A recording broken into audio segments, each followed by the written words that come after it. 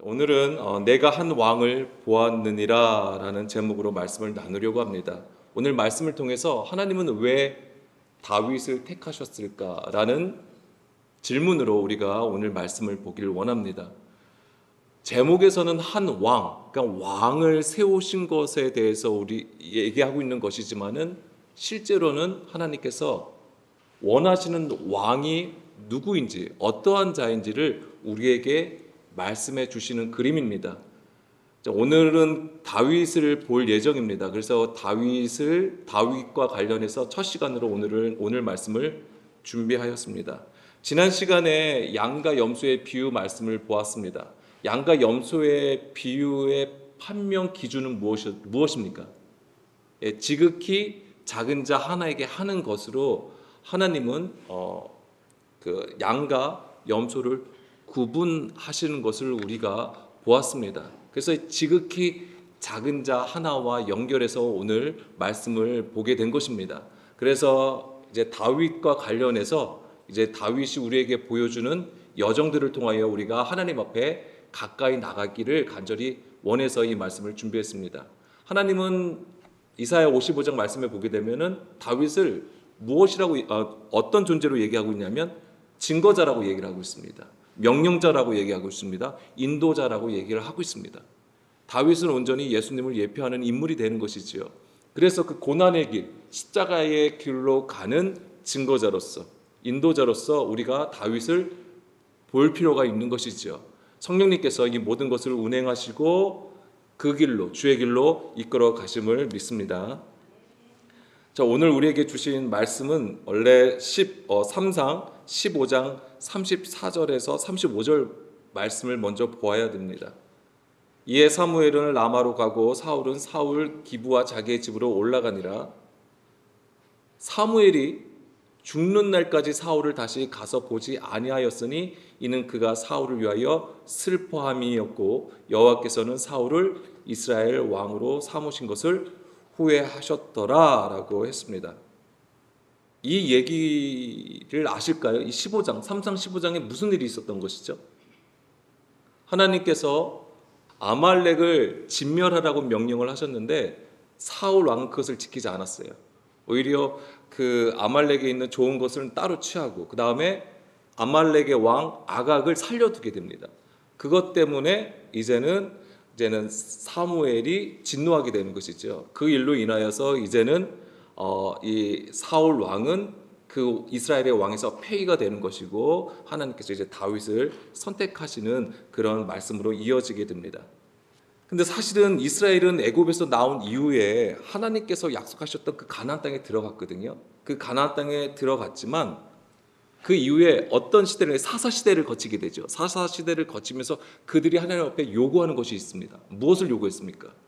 왕을 달라고 하는 거예요. 자기들의 왕을 달라고 얘기를 합니다.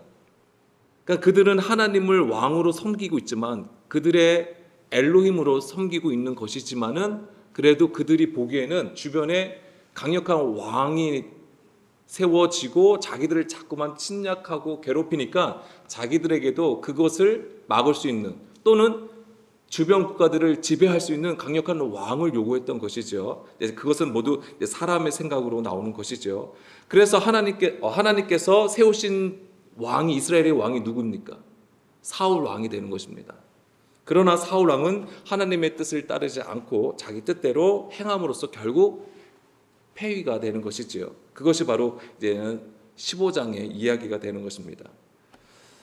자, 22절 보겠습니다. 이제 중요한 말씀이 되는 것이죠. 사무엘이 이르되 여호와께서 번제와 다른 제사를 그의 목소리를 청종하는 것을 좋아하심 같이 좋아하시겠나이까? 순종이 제사보다 낫고 듣는 것이 수량의 기름보다 나으니 이는 거역하는 것은 점치는 죄와 같고 완고한 것은 사신 우상에게 절하는 죄와 같음이라. 왕이 여호와의 말씀을 버렸으므로 여호와께서도 왕을 버려 왕이 되지 못하게 하셨나이다 하니, 자, 사울은 하나님으로부터 사형 선고를 받은 것입니다. 이게 하나님께서 그를 버렸다라고 말씀을 하시죠. 이것은 바로 세상 임금을 심판하신 것을 보여주는 것입니다. 세상 임금은 누구를 얘기하는 것입니까? 어떤 자가 세상 임금이 되냐면 하나님의 뜻을 따르지 않고 자기의 옳은 소견대로 행하는 자를 얘기하는 것입니다. 그러니까 이 세상 임금에는 우리도 포함이 되는 거예요.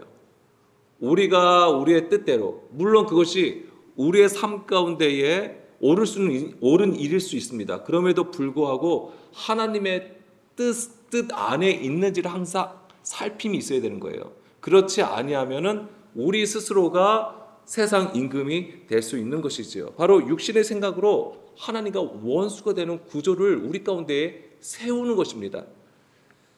자, 사울 왕은 아말렉을 진멸하지 않았던 것이죠. 이 얘기는 우리 안에 육신됨을 진멸하지 않은 것을 말하는 것입니다. 불순종이에요. 그 불순종은 단지 내가 그 명령을 따르지 않았다를 떠나서 나의 옳은 소견을, 나의 옳은 생각을 하나님 앞에 설득하는 거예요. 그러니까 우리의 신앙생활이 그럴 수 있다라고 하는 거예요.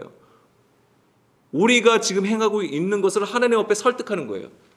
무엇을 위해서? 구원을 위해서, 우리의 잘됨을 위해서, 우리의 행복을 위해서, 우리의 건강을 위해서 이 모든 예배와 기도들이 어쩌면 하나님을 설득하는 우리의 율법의 행위가 될 수 있다라고 하는 것입니다. 그런 자를 하나님께서는 폐위시키신다고 하는 거예요. 그 한 사람을 떠나보내는 것이 아니라 우리 안에 있는 육신됨을 깨뜨리신다고 하시는 것입니다. 32절 보겠습니다. 사무엘이 이르되 너희는 아말렉 사람의 왕 아각을 내게로 끌어오라 하였더니 아각이 즐거이 오며 이르되 진실로 사망의 괴로움이 지났도다 하니라. 사무엘이 이르되 내 칼이 여인들에게 자식이 없게 한 것 같이 여인 중 내 어미에게 자식이 없으리라 하고 그가 길갈에서 여호와 앞에서 아각을 찍어 쪼개니라. 자, 결국에는 이 사울 왕이 아말렉을 진멸하지 아니하니까는 그러니까 사무엘이 나서서 그 일을 하게 됩니다. 아말렉 왕을 죽이잖아요. 근데 어떻게 죽입니까? 33절에 보게 되면은 찍어 쪼갠다라고 되어 있습니다. 이게 이제 우리가 이제는 표면적으로 볼 때, 문자로 볼 때 너무 끔찍한 거예요. 사실은 찍어서 쪼갠다고 하는 거잖아요. 이게 무슨 뜻이냐면 갈기갈기 찢어진다, 그러니까 찢는다라는 얘기예요. 근데 사실은 그것이 보여주는 이 단어가 보여주는 그림은 뭐냐면 제단에서 하나님 앞에 제물을 바치는 것과 같다라고 하는 것입니다. 그래서 지금 여기서 중요한 게 뭐냐면 여호와 앞에서 아각을 찍어 쪼갠다고 하는 거예요. 이 얘기는 무슨요? 여호와 앞에서, 즉 뭐냐면 이것은 제단을 얘기하는 것입니다. 그러니까 그 제단에 그 제물을 올려서 하나님께 드림을 얘기하는 거예요. 물론 이것이 원수죠. 아말렉은 원수잖아요. 그 원수를 하나님 앞에서 처단하는 것이지만은 하나님이 이건 뭘 보여준 거냐면 바로 우리 안에 있는 육신의 구조를 하나님 앞에 드리는 것을 얘기하는 것입니다. 35절 이 일로 인해서 사무엘은 사울을 위하여 슬퍼하게 되고 여호와께서는 사울을 이스라엘의 왕으로 삼으신 것을 후회하셨다라고 적고 있습니다. 이것은 마치 하나님이 사울 왕을 세우신 것이 마치 실패한 것처럼 보여지죠.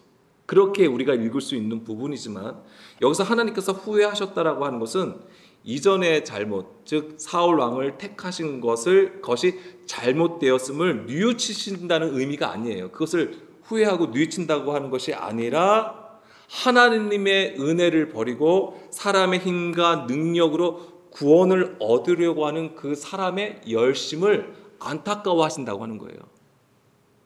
충분히 이스라엘의 왕, 즉 하나님으로부터 기름 부음을 받았어요. 그는 하나님의 말씀 앞에 있어야 되는 것이고 하나님께서 정하신 규례를 따라서 그 모든 일들을 처리해야 함에도 불구하고 그런 과정이 어떤 행정적인 능력을 얘기하는 게 아닙니다. 하나님 앞에 가까이 나갈 수 있는 위치에 있음에도 불구하고 하나님을 알려고 하지 않았다고 하는 거예요. 그러니까는 하나님의 은혜로 이 모든 것이 되어진다는 것을 알지 못하고 오직 자기의 힘, 자기의 능력으로만 행하려고 했던 것이죠. 그것이 사울 입장에서는 이스라엘을 위한다라고 생각을 했을 거예요. 그렇지만 하나님의 뜻은 그것이 아니었던 것이죠. 그것을 안타까워하셨다고 하는 거예요. 오늘 우리가 예수님을 믿고 교회에 나와서 하나님께 예배를 드려요. 그런데 하나님께서 우리를 보실 때에 기뻐하시고 하나님의 품에 안으심이 있어야 되는 건데 그렇지 못할 때는 어떻게 하시겠냐고요. 안타깝다라고 하는 거예요. 왜냐하면 우리 안에 죄가 있다면 우리는 하나님과 함께 할 수 없기 때문에. 그것이 바로 에덴 동산의 그림이에요. 창세기 3장의 그림이라고 하는 것입니까? 그들이 육신 가운데 있을 때는 그들과 함께 하지 못한다라고 하시잖아요. 그러니까는 그 에덴 동산에서 추방하여 쫓아내셨던 것입니다. 여기서 후회하다라고 했잖아요. 후회하다, 남이라는 단어가 쓰였습니다. 한숨을 쉬다, 숨쉬다, 후회하다라는 뜻도 있습니다. 그런데 여기에는 위로하다라는 뜻과 원수를 갚다라는 의미를 포함하고 있는 것입니다. 그러니까는 지금 하나님께서 후회하셨다라고 하는 것에는 무엇이 있냐면 하나님의 위로하심과 원수를 갚음이 있으시는 거예요. 그냥 그대로 아유 내가 너를 잘못 택하였구나 하고 그냥 후회하시는 게 아니에요. 그냥 여기에 끝나는 게 아니에요. 하나님의 계획은 거기서 멈추는 게 아닙니다.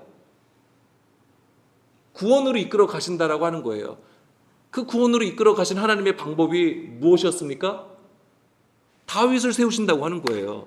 다윗을 세우시는 거예요. 우리가 성경을 볼 때요. 이중적인 구조 또는 두직인이라는 얘기를 우리가 성경에서 봅니다. 그런 구조로 성경을 읽을 필요가 있어요. 예를 들자면 우리가 금요일 날에도 예가 있습니다. 금요일 날 우리가 뭘 나눴죠? 세례 요한이 나왔었죠. 세례 요한이 나옵니다. 세례 요한의 죽음에 대해서 우리가 보았던 거예요.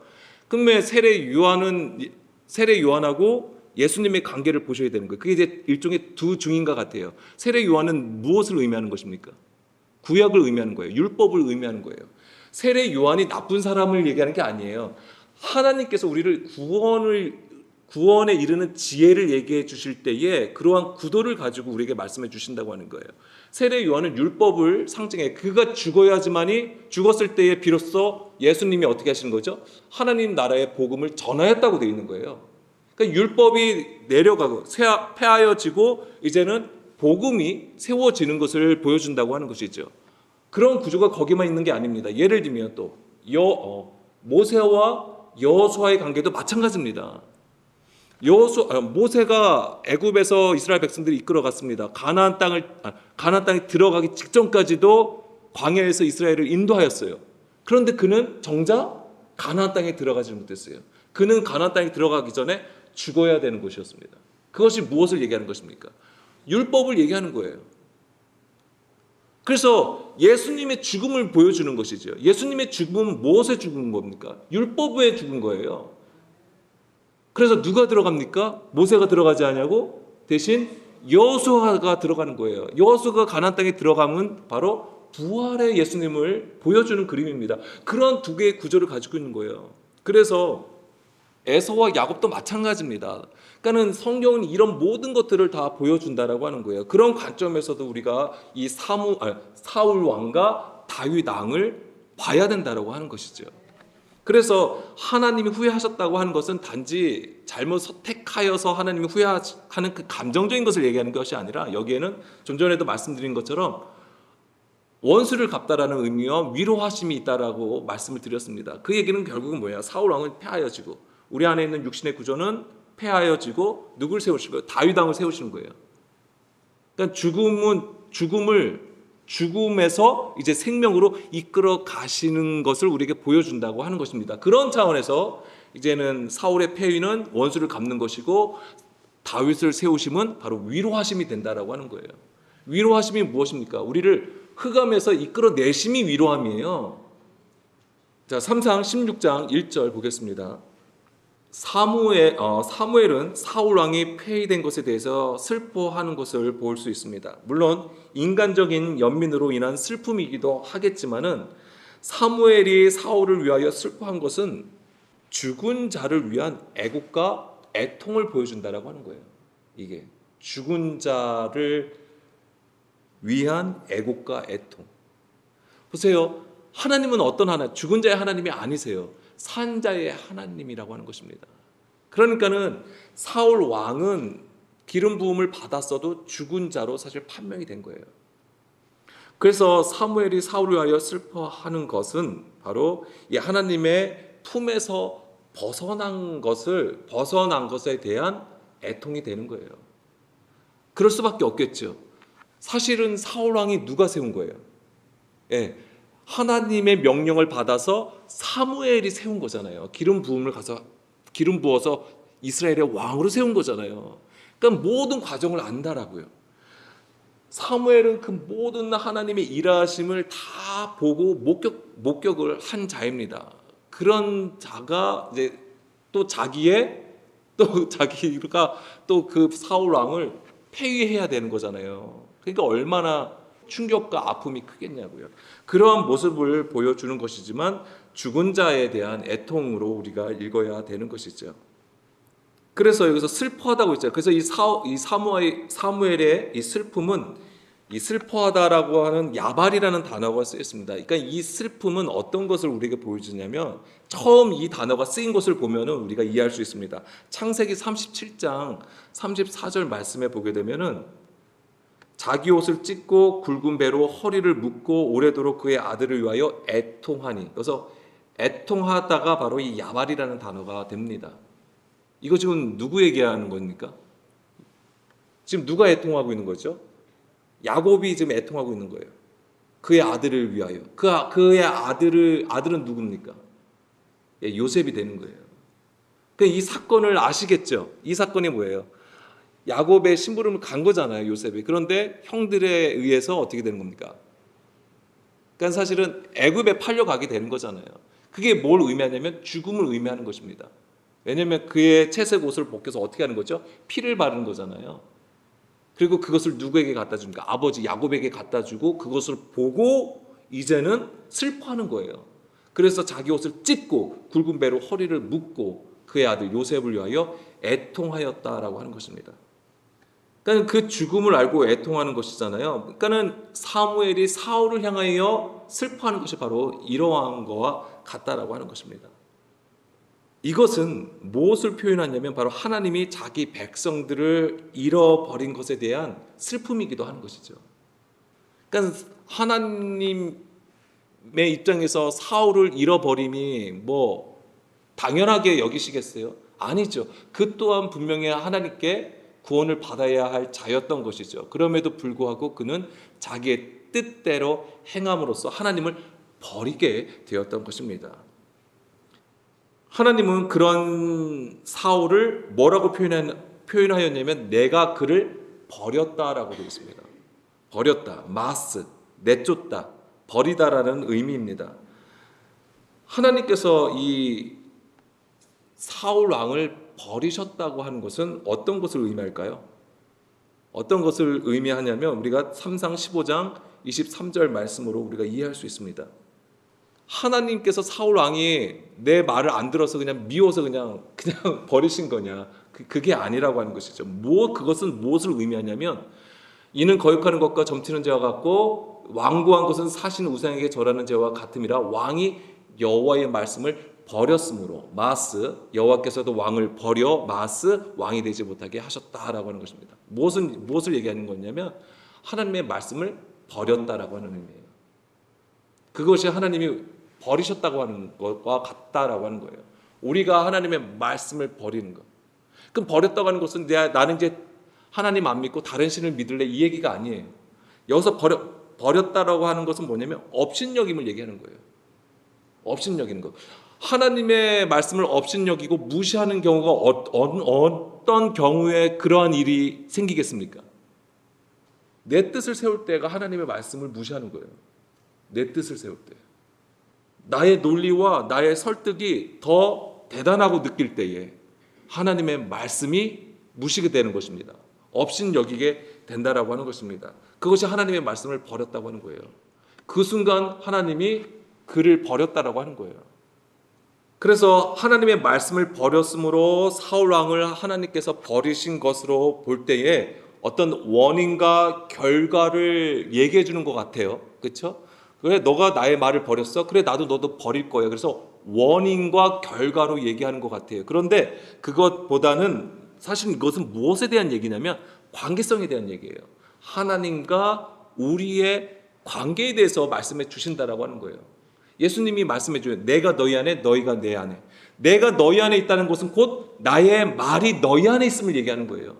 그 관계성에 있을 때에 비로소 우리가 하나님의 백성으로서, 하나님은 또 그 백성의 하나님으로서 존재하게 된다라고 하는 거예요. 그것이 안 되면 뭐죠? 다른 하나님을 믿게 되는, 그것이 뭐예요? 우상이 되는 것이죠. 그러니까 불법을 저질러서 하나님을 떠나야 되는, 하나님께서 정하신 법, 그것이 바로 에덴 동산입니다. 성전이라고 하는 구조예요. 거기서 쫓겨나게 된다라고 하는 것입니다. 그것을 버렸다라고 하시는 거예요.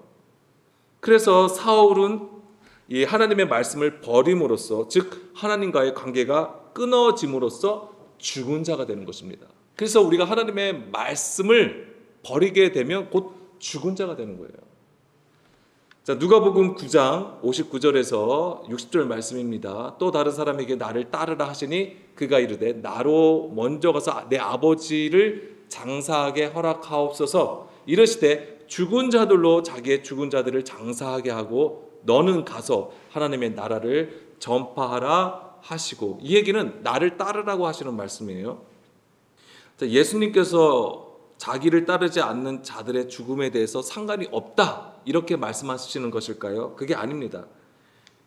예수님은 하나님의 뜻을 따르지 않을 때 그것이 죽은 자와 같다라고 하시는 거예요. 예수님을 따르는 것은 무엇을 의미하는 겁니까? 죽은 자 가운데서 일어나 생명나무의 길로 나아감을 의미하는 것입니다. 죽은 자에서 일어나 생명으로 나아가는 것을 보여주는 거예요. 그것은 바로 이제 십자가의 길이 되는 것이죠. 그 십자가의 길은 고난의 길이 되는데 그것은 바로 우리가 그 아들로 나아지기 위한 해산의 수고의 과정이라고 하는 것입니다. 그래서 아들을 낳는 해산의 고통과 흙을 갈아서 열매를 맺는 그 모든 과정이라고 하는 것이죠. 그것이 바로 십자가의 길이라고 하는 거예요. 우리가 산자가 된다라고 하는 것은 그러한 과정을 반드시 거쳐야지만이 주님 앞에 이를 수 있다라고 하는 것입니다. 그것이 없으면 우리는 여전히 죽은 자 가운데 있는 거예요. 그 죽은 자 가운데 있다라는 것은 지금 우리가 가지고 있는 신앙의 구조, 예배의 구조, 기도를 가지고 안전하다, 평안하다라고 하는 그 생각으로 살아갈 때에 바로 죽은 자가 된다라고 하는 것이죠. 산자 같으나 죽은 자가 되는 거예요. 거기에서 우리가 빨리 벗어나야 되는 것이죠. 그래서 예수님은 나를 따르라고 하시는 거예요. 계속해서. 그것이 고난인 거 아시죠? 고통인 거 아시죠? 그걸 모르시겠어요? 그럼에도 불구하고 우리로 하여금 계속 이끌어 가시려고 하는 거예요. 지금 우리가 주저하고 있어도, 앉아 있어도, 넘어져 있어도 계속 나를 따르라고 계속 재촉하신단 말이에요. 특히 이 마지막 때에 더더욱더 이 말씀을 우리가 마음에 새기고 주를 따라감이 있어야 된다고 하는 것이죠. 언제까지 우리의 상황 때문에, 우리의 처지 때문에, 우리의 형편 때문에 핑계대고 자꾸만 주춤하겠냐고요. 지금 그럴 때가 아니라고 하는 것입니다. 우리는 반드시 산자가 되어서 하나님 앞에 영과 진리로 예배함이 있어야 되는 것입니다. 자, 로마서 6장 4절 말씀도 보겠습니다. 그러므로 우리가 그의 죽으심과 합하여 세례를 받음으로 그와 함께 장사되었나니 이는 아버지의 영광으로 말미암아 그리스도를 죽은 자 가운데서 살리심과 같이 우리로 또한 새 생명 가운데서 행하게 하려 함이라. 아멘. 바로 우리가 예수님과 함께 장사되는 것이 바로 예수님과 동행하는 것입니다. 예수님을 따르는 거예요. 그러니까 예수님을 따르는 것은 우리가 죽는 거예요. 그리스도와 함께 죽는 것입니다. 이것을 미리 말씀을 드리면 바로 지극히 작은 자 하나가 되는 것입니다. 이 지극히 작은 자 하나가 되는 것은 곧 그 세대의 남은 자로 세워지는 거예요. 남은 자 그렇게 많은 수를 얘기하는 게 아니에요. 하나님의 영으로 인도를 받은 진정한 하나님의 아들로서 세워진 자를 의미하는 것입니다.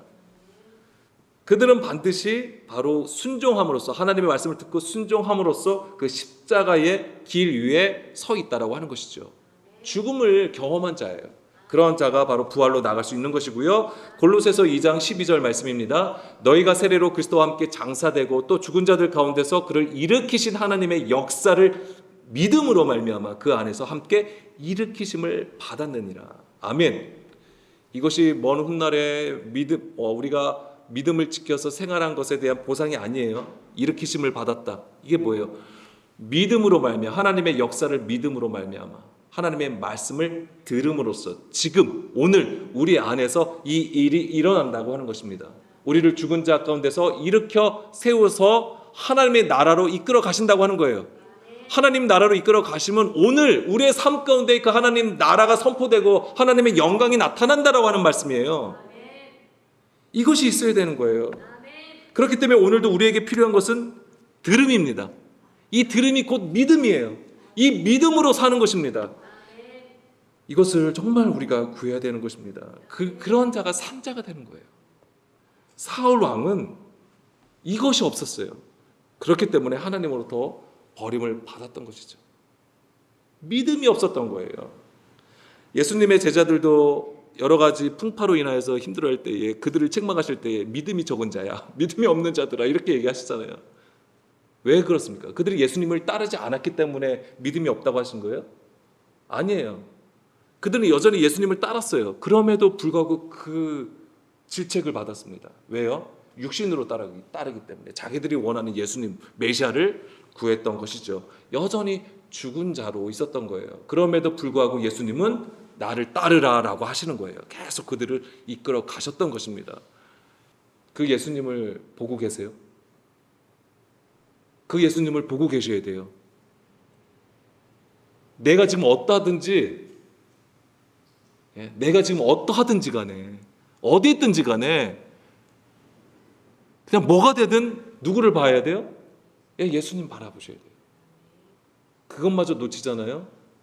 그럼 정말 우리는 소망이 없어요. 하나님이 원하시는 것일까요? 아니에요. 그렇지 않습니다. 하나님은 그냥 우리 있는 그대로를 보세요. 그것에 대해서 책망하시는 게 아니에요. 그냥 있는 그대로를 보세요. 근데 다만 원하시는 게 있어요. 뭡니까? 그리스도를 보기를 원하시는 거예요. 근데 그 그리스도를 어디서 보실 거냐고요? 말씀 안에서 찾으셔야 되는 거예요. 그렇기 때문에 오늘도 우리가 말씀을 들어야 되고 그 말씀을 놓고 기도해야 되고, 물론 우리의 삶 가운데에 기도 제목 많습니다. 그럼에도 불구하고 우리는 하나님의 그 말씀을 들음으로써 또한 그 말씀의 응답을 받기 위해서 기도를 해야 되는 것이죠. 거기에 집중함이 필요합니다. 다시 3상 16장 1절로 돌아가겠습니다. 하나님은 사무엘에게 사울을 이미 버렸으므로 그를 위하여 슬퍼하지 말라라고 얘기하시죠. 중간에 보면 내가 그를 위하여 언제까지 슬퍼하겠느냐. 이렇게 보면 하나님 너무 매정하신 것 같아요. 좀 더 슬퍼할 수도 있을 것 같은데 슬퍼하지 말라고 하십니다. 왜 이 말씀을 하셨을까요? 왜냐하면 하나님은 사무엘에게 더 이상 죽음에 머물지 말고 부활로 나아가라고 하시는 거예요. 그래서 그 뒤에 보면 무슨 내용이 있습니까? 너는 뿔에 기름을 채워 가지고 가라. 뿔이 뭐예요? 뿔에 기름을 채운다는 게 뭘 얘기하는 것입니까? 이게 예수님의 십자가의 죽음을 얘기하는 거예요. 뿔이 뭐예요? 양의 뿔일 거 아닙니까? 이건 권세예요, 권세. 뿔은 힘, 권세를 의미하는 거예요. 거기에 기름을 발랐어요. 뭐예요? 기름 부음을 얘기하는 거예요. 성령의 능력으로 가라고 하는 거예요. 내가 너를 베들레헴 사람 이새에게로 보내리니 이는 내가 그의 아들 중에서 한 왕을 보았다. 여기서 한 왕을 보았대. 누굴 본 거예요? 누굴 얘기하고 있습니까? 그렇습니다. 다윗을 얘기하고 있는 거예요. 그러니까 지금 너가 사울로 인해서 죽은 자를 위해서 슬퍼할 게 아니라 뭐예요? 진정한 하나님의 그 다음에 세우실 그 왕 다윗을 향하여 너가 지금 기름을 준비하여 가라고 하는 거죠. 뭐예요? 죽음에서 생명으로 나아가라고 하는 거예요. 그러니까 우리도 마찬가지입니다. 우리가 어떠하든 간에 우리는 반드시 예수 그리스도를 통하여 죽음에 머물면 안 돼요. 죽음에서 일어나 생명으로 반드시 나아감이 있어야 되는 것입니다. 언제까지 내가 슬퍼하겠느냐? 그를 위하여. 하나님의 뜻은 무엇입니까? 이사야 61장 3절 말씀.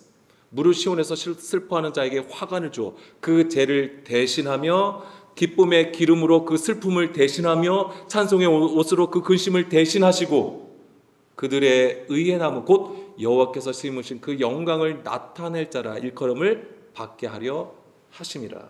아멘. 거름더미에서 일으키셔서 기쁨의 기름 부음을 주심으로 생명으로 인도하시는 그 하나님의 일을 우리는 오늘도 기대하며 소망하며 기다려야 되는 것입니다. 하나님은 사무엘을 통하여 그 한 왕을 말씀해 주셨습니다. 보게 하셨습니다. 그래서 이제 다윗을 찾아가게 하시는 것이죠. 그러면 여기서 오늘 이제는 부제목과도 같은데 하나님께서 다윗을 선택하신 이유는 무엇일까요? 하나님께서 다윗을 보실 때 너무 뭔가 기특해서 잘해서 하나님께서 이 다윗을 이스라엘의 왕으로 택하신 것일까요? 그 하나님의 택하심도 무엇입니까? 철저히 하나님의 은혜로 섭리 가운데에 이루어진 일이라고 하는 것입니다. 그런데 이것은 뭐냐면 우리를 또한 구원으로 이끌어 가시는 지혜를 가르쳐 주시는 그림이 된다라고 하는 것입니다. 물론 그 모든 말씀으로 하나님께서 운행하시는 거예요. 그 언약을 따라서 하나님께서 이끌어 가시는 것이지만 이 또한 우리에게 구원에 이르는 지혜를 가르쳐 주시는 하나님의 말씀이 된다라고 하는 것입니다. 자, 먼저 힌트를 좀 보게 되면 3상 15장 22절로 다시 돌아가 보겠습니다. 뭐냐면 15장 22절 여기서 보게 되면 번제와 다른 제사를 그의 목소리를 청종하는 것을 좋아하심 같이 좋아하시겠나이까. 그래서 순종이 제사보다 낫고 듣는 것이 양의 기름보다 낫다라고 말씀해 주시는데 하나님의 목소리를 청종하시는 것, 이것이 바로 하나님이 가장 원하시는 거예요. 오늘 이것은 동일합니다. 누구에게나, 저에게도 마찬가지고요, 여기 계신 성도님들도 마찬가지고요, 하나님은 모든 자들에게 하나님께서 원하실 것은 동일합니다. 뭐예요? 하나님의 말씀을 듣는 거예요. 청종하는 거예요. 청종하는 것은 집중하여 주의 깊게 듣는 것을 얘기하는 것입니다. 그래서 그 안에 영을 깨달아 온전히 주의 뜻 가운데 서는 것을 말씀하시는 것인데 이 목소리를 청종하는 것이 무엇을 말을 하는 거냐면 이것을 이제 시편 51편 17절로 보게 되면 상한 심령이라고 하는 거예요. 이게 상한 심령. 주의 말씀을 듣는 것, 청종함은 곧 무엇을 얘기하는 거냐면 상한 심령이라고 하는 것입니다. 시편 51편 17절. 찾지 마세요. 다 아시는 말씀이기 때문에. 그래서 이 상한 심령이라고 하는 것은 상하고 통회하는 마음으로 주께 나아감을 의미하는 것입니다. 내가 그냥 애통해하고 막 애곡해하고 그런 감정으로 우리가 볼 수도 있는 것이지만 이 상한 심령은 상하고 통회하는 마음으로 주께 서는 것을 의미하는 것입니다. 그럼 상하고 통회하는 마음이라고 하는 것은 자기라는 구조가 부서지는 거예요. 깨지는 것을 얘기하는 거예요. 그래서 완전히 굳은 것이 고운 가루가 되는 상태. 통회함이라고 하는 것은 자기가 죽은 자라는 것, 자기가 죽은 자였다는 것, 자기가 죄인이었다는 것을 비로소 알게 됨을 얘기하는 거예요. 이럴 때에 비로소 통회함을 갖게 되는 거예요. 애통하게 된다고요. 우리가 그냥 회개한다고 해서 그냥 슬퍼하고 미안해하는 마음, 그런 감정의 호소로 주님 앞에 서는 게 아니에요.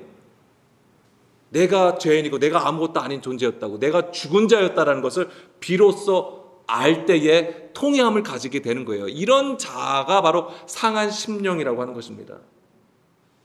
그러면 다윗은 처음부터 상한 심령으로 하나님 앞에 서 있던 자였을까요? 처음부터 그는 상한 심령을 가졌던 거예요? 아니라고 하는 거잖아요.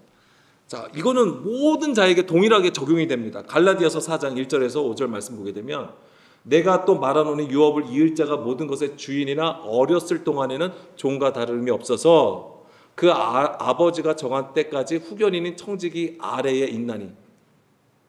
자, 상속자가 있어요. 상속자가 있는데 이 상속자가 어떻게 내가 처음부터 상속자가 분명히 그 아버지의 유업을 이어받을 거 아닙니까? 그럼 그는 상속자로서 처음부터 그 기대치에 있었던 거예요? 아니라고 하는 것입니다. 그 또한 어렸을 때가 있다고 하는 거예요. 어렸을 적이 있다 할지라도 뭐와 같다고 하는 거예요? 종과 다름이 없다라고 하는 거예요. 그러니까 아버지의 유업을 받기에는 아직 부족한 상태라고 하는 것이죠. 이 어린아이의 상태라고 하는 것입니다. 그것이 바로 뭐예요? 율법 아래에 있다라고 하는 거잖아요. 계속 율법 아래에 있기 때문에 누가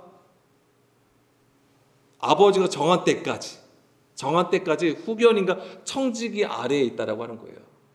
그것이 바로 이 초등학문 아래에 있다라고 하는 것이고 바로 율법 아래에 있게 되는 것이죠. 그러니까 다윗이 하나님으로부터 부르심을 받았어도 여전히 어린 아이의 상태에 있었다라고 하는 것입니다. 그도 또한.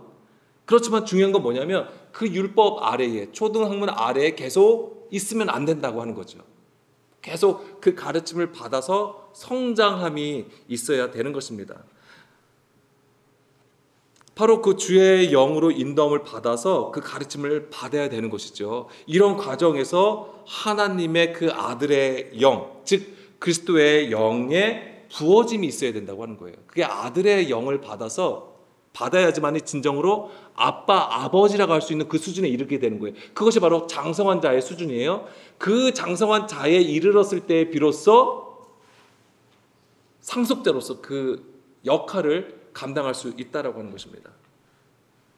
그러니까 사실 다윗도 그래서 아직은 기름 부음을 받았어도 어린아이와 같다고 하는 거예요. 그래서 그의 삶은 어떻게 되는 거예요? 계속 고난 가운데에 있게 되는 것이지요.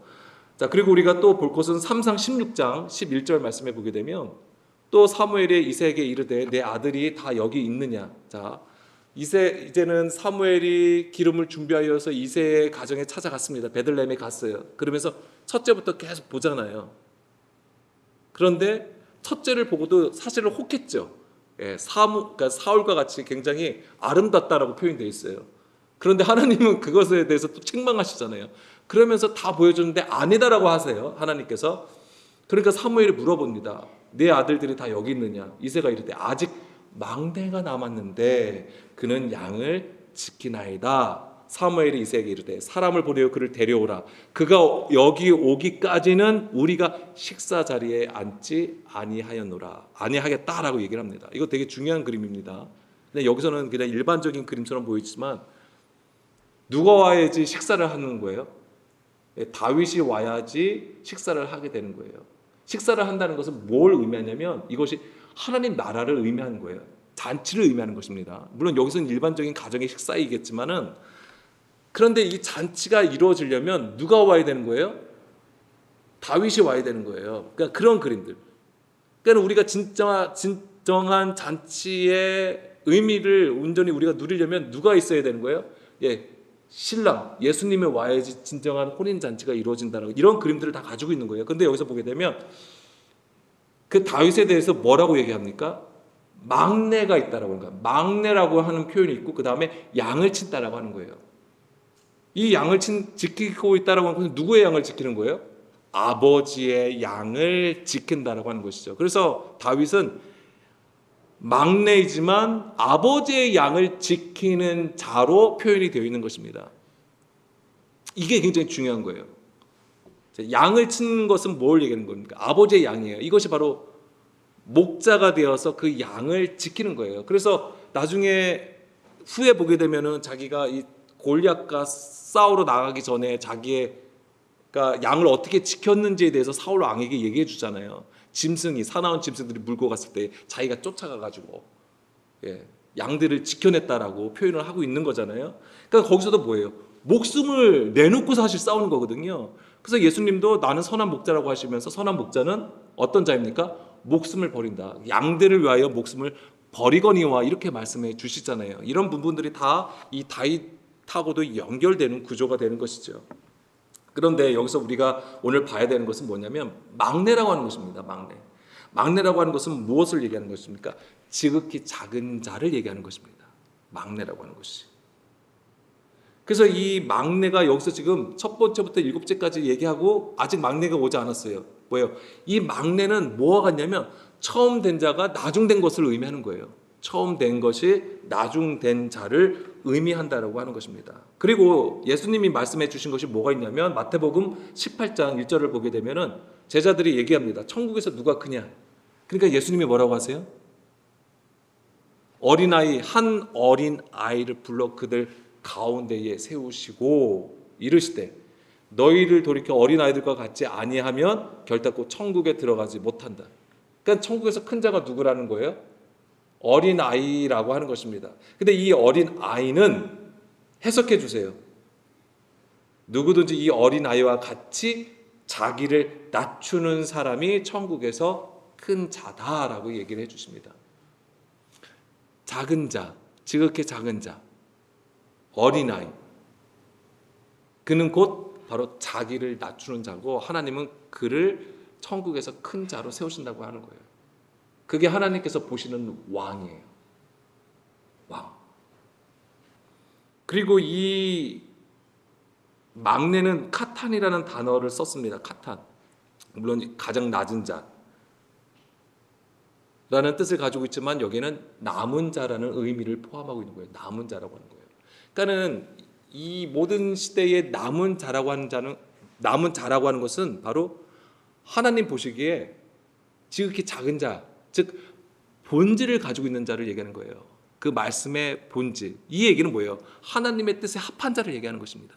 그런 자를 하나님은 남은 자로 세우신 것이고 바로 예수님은 그들을 지극히 자기를 낮추는 자, 어린 아이로 말씀해 주시는 거예요.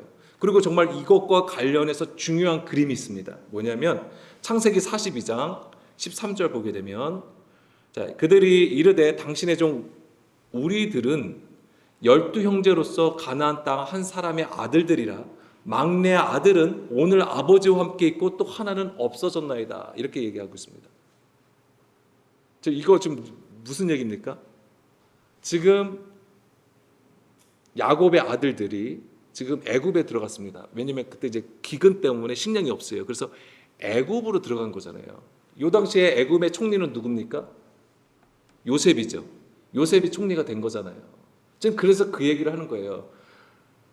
식량을 줬는데 이제는 함정을 파놓고 그들을 이제 묶어놓은 거예요. 그러니까는 그들이 여기서 뭐라고 합니까? 가나안 땅 한 사람의 아들들이라. 누굴 얘기하는 거예요? 야곱을 얘기하는 것입니다. 근데 막내 아들은 아버지와 함께 있다라고 하는 거예요. 누구예요? 이 막내 아들이 여기서는 베냐민을 얘기하는 것입니다. 근데 또 하나는 없어졌다. 이건 누구 얘기예요? 요셉이잖아요. 그들이 요셉을 팔았잖아요. 그러니까 없어졌다라고 하는 거예요. 14절 요셉이 그들에게 이르되 내가 너에게 이르기를 너희는 정탐꾼들이라 한 말이 이것이니라. 그러니까 함정을 파놓고 그들을 지금 묶어놓는 거예요. 15절 너희는 이같이 하여 너희 진실함을 증명할 것이라. 바로의 생명으로 맹세하노니 너희 막내 아우가 여기 오지 아니하면 너희가 여기서 나가지 못하리라. 이게 아까 좀 전에 그 그림하고 같은 거예요. 아까 막내가 와야지만 식사를 한다라고 하는 개념이에요. 이게 지금 이들은 그러니까 뭐예요? 묶여 있는 거예요. 갇혀 있는 상황이 되는 거예요. 근데 누가 와야 돼요? 막내가 와야 되는 거예요. 막내 아우가 와야지만 너희가 이 갇힘 감옥에서 나갈 수 있다라고, 자유함을 얻을 수 있다라고 하는 구조잖아요. 이 얘기를 달리 말씀, 우리 얘기로 보자면 우리가 갇힘의 노임을 당하려면 반드시 누가 오셔야 되는 거예요? 예수님이 오셔야 된다고 하는 거예요. 예수님. 창세기 42장 20절 너희 막내 아우를 내게로 데리고 오라. 그러면 너희 말이 진실함이 되고, 그것이 진리라고 하는 거예요. 막내 아우가 오는 게 진리라고 하는 거예요. 예수님이 우리 가운데 오시는 것이 진리라고 하는 것입니다. 당연하게 우리가 생각하잖아요. 근데 그 당연하고 생각하는 것을 우리는 지금도 온전하지 이루지 못하고 있잖아요. 예수님이 오셔야지만 우리가 비로소 정죄함에서 벗어나, 사망의 법에서 벗어나서 어떻게 되는 거예요? 생명의 법으로, 영과 생명의 법으로 자유함을 얻게 된다라고 하는 것입니다. 그것을 하시는 분이 누구예요? 예수님이라고 하는 거잖아요. 그래서 막내를 주님 앞으로 데리고 가야만, 이거 우리 안에 들어오는 것이 바로 진리라고 하는 거예요. 이게 바로 하나님께서 정하신 법이에요. 근데 여기서 막내가 아까 말씀하신 것처럼 베냐민이라고 있잖아요. 베냐민이 무슨 뜻입니까? 오른손의 아들이에요. 오른손의 아들. 이 베냐민이 와야 되는 거예요. 오른손의 아들이 의미하는 것은 무엇입니까? 예수님인데 뭐냐? 부활의 예수님을 얘기하는 거예요. 그 원래 이 베냐민의 처음 이름은 뭐였어요? 베노니. 베노니라고 했는데 야곱이 베냐민으로 바꾼 거잖아요. 베노니, 슬픔의 아들이란 뜻이에요. 슬픔의 아들. 그런데 이제 베냐민으로 바뀐 거죠. 슬픔의 아들에서 오른손의 아들로 바뀐 거예요. 이게 뭘 얘기하는 것입니까? 죽음에서 부활을 얘기하는 거예요. 그러니까 죽음을 경험하고 이제 부활의 아들로서 나온 것을 얘기하는 것이죠. 그러니까 이 막내라고 하는 것은 뭘 얘기하냐면 이 막내라고 하는 이 영의 구조는 바로 가장 작은 자, 남은 자, 아버지의 양을 치는 자를 의미한다라고 하는 것이죠. 그래서 마태복음 18장 5절 좀 시간이 지나가서 좀 빨리 보겠습니다. 그래서 여기서 보게 되면 어린아이 하나를 영접하는 것이 곧 나를 영접하는 것이다라고 했습니다. 이것은 뭐예요? 지극히 작은 자 하나가 곧 나라고 하는 것이죠. 그 얘기는 그럼 너희들 우리에게 말씀하심이 제자들에게 말씀하실 지극히 작은 자 하나 어린아이를 영접하라고 하는 거예요. 그 얘기는 예수님을 영접하라고 하는 것이고 그 얘기는 곧 우리가 어떤 자가 되어야 되는 것입니까? 지극히 작은 자 하나가 되라고 하는 것입니다. 더 이어서 말씀드리면 예수님과 온전히 연합하라고 하는 거예요. 예수님과 하나가 되라. 그 얘기가 내가 너희 안에, 그러니까 너희가 내 안에, 내 말이 너희 안에서 있어서 하나가 되게 하라. 하나님의 그 말씀으로 운행함으로써 너희 안에 하나님 나라가 세워지고 그리스도와 온전히 연합한, 그래서 그리스도와 더불어서 왕노릇하라라고 하시는 거예요. 그 오늘도 동일합니다. 내가 너희 중에 한 왕을 보았다. 하나님은 오늘 우리를 보실 때에 사울을 보실까요? 아니면 하나님이 기뻐하시는 그 한 왕으로 보실까? 이것을 항상 우리가 고민하면서 주님 앞에 서야 된다고 하는 거예요. 마지막으로 이사야 60장 21절 말씀 보겠습니다. 아니요. 죄송합니다. 마태복음 그거 볼게요. 왜냐면 이거 놓쳤는데 아까 좀 전에 말씀드리지 않았습니다. 18장 1절. 자, 여기서 천국에서 누가 큰 자냐고 했을 때 예수님이 어떻게 하셨어요? 한 어린 아이를 불러 그들 가운데 세우셨다라고 했습니다. 이게 그냥 우리가 여기 아이가 있으면 그냥 이렇게 딱 예수님 앞에 딱 두고 자 봐라 하면서 이렇게 가르쳐 주시는 것처럼 우리가 그렇게 보는 그림이에요. 근데 이것이 보여주는 건 뭐냐면 가운데가 이제 메소스라는 단어가 쓰였습니다. 이게 뭐냐면 주님이잖아요. 예수님은 뭐예요? 보좌를 얘기하는 것입니다. 성전이고 보좌를 얘기하는 거예요. 거기 가운데에 이 아이를 세우셨다고 하는 거예요. 이 아이가 그럼 뭐가 되는 거예요? 왕이 되는 것입니다. 왕. 그러니까 하나님께서 보시는 그 한 왕을 보았다라고 했을 때 누구를 보시는 거예요? 그 어린 아이와 같이 자기를 낮추는 자, 지극히 작은 자가 된 자를 보시는 것입니다. 오늘 하나님께서 우리를 보실 때에 우리가 만약에 그 남은 자, 지극히 작은 자 하나라면 하나님은 이렇게 말씀하시는 거예요. 내가 오늘 한 왕을 보았다. 그 말씀을 듣고 싶지 않으세요? 들어야 되는 것입니다. 물론 우리가 부족해요. 그렇지만 하나님의 모든 말씀은 능하지 못하심이 없으세요. 오늘도 하나님은 그 말씀으로 우리를 그렇게 이끌어 가시는 것입니다. 그 하나님을 기대하면서 우리가 하나님 앞에 있길 간절히 원합니다. 마지막으로 이사야 60장 21절 22절 말씀 우리 함께 읽겠습니다. 내 백성이 다 의롭게 되어 영원히 땅을 차지하리니 그들은 내가 심은 가지요 내가 손으로 만든 것으로서 나의 영광을 나타낼 것인즉 그 작은 자가 천명을 이루겠고 그 약한 자가 강국을 이룰 것이라. 때가 되면 나 여호와가 속히 이루리라. 아멘. 이것은 온전히 하나님께서 시온의 회복에 대해서 말씀해 주시는 것입니다. 작은 자, 이 작은 자가 누굴 얘기하는가? 막내예요, 막내. 이게 작은 자가 어떻게 됩니까? 천명을 이루겠다라고 하는 거예요. 자, 여기서 천명이니까 사람의 숫자를 생각하지 마세요. 천이라는 단어가 나오는 거예요. 뭐예요? 하나님 나라를 세우시겠다고 하는 거예요. 계시록 20장에도 말씀들이 있잖아요. 우리 그리스도와 더불어서 1000년 동안 그리스도와 더불어서 왕노릇 한다라고 했잖아요. 그것이 뭐예요? 1000년 동안 왕이 된다는 얘기 아니잖아요. 하나님 나라를 이루시겠다고 하는 거예요. 영원한 하나님 나라를 세우시겠다고 하는 것입니다. 그리고 여기서 약한 자가 강국을 이룰 것이다. 약한 자, 짜이르. 이것 또한 작은 자를 의미하는 것입니다. 약한 자라고 하는 것은. 그래서 하나님은 우리를 이렇게 만들어서 가시는 거예요. 다윗도 마찬가지고 모든 믿음의 선진들을 다 이렇게 만들어 가시는 거예요. 작은 자가 되게 하시고 약한 자가 되게 하시는 거예요.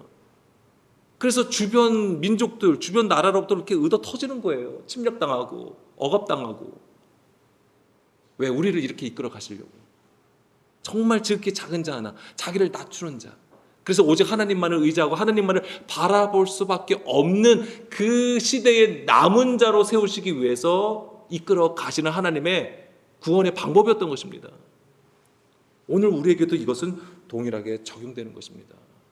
그렇기 때문에 오늘도 우리 안에서 일하시는 하나님을 발견하며 우리가 주님 앞에 나가기를 간절히 소망합니다.